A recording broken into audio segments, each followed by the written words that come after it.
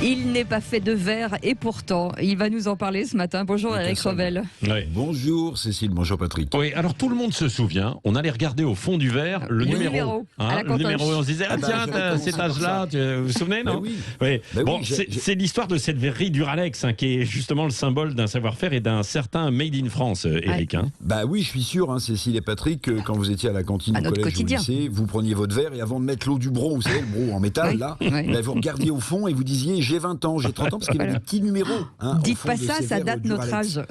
Alors, ce sont des verres de légende, oui, on peut le dire. C'est pas C'est seulement une Madeleine de Proust pour les plus anciens. C'est un verre de légende, une verrerie de légende en France, Duralex.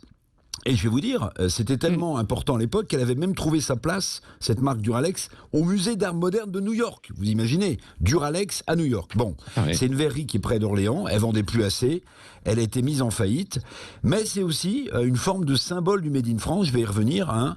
Elle est donc reprise, cette marque, par Pyrex, alors bien connu de ceux qui cuisinent, pour ces plats qui vont au four, Pyrex bien sûr. Donc Duralex, Pyrex, le mariage de feu, qui garantit quand même, il faut quand même le dire, parce que c'est rare en ce moment, aux 246 salariés de garder leur poste, avec à la clé, Patrick, un investissement de 17 millions d'euros d'ici 2024. Donc, Duralex va vivre et survivre. Oui, alors pour vous, Eric, c'est un peu le symbole que l'on veut défendre avec une forme de souveraineté industrielle française.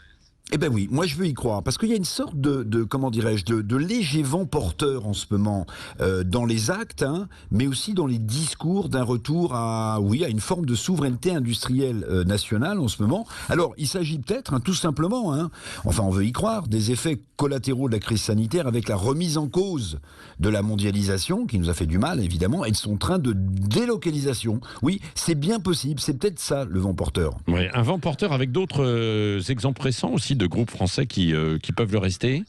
Ah bah oui, très récent. Bon, Duralex, sauvé sans doute, qui restera français. Mais Carrefour, vous vous souvenez, qui passera pas sous les fourches codines d'un groupe canadien.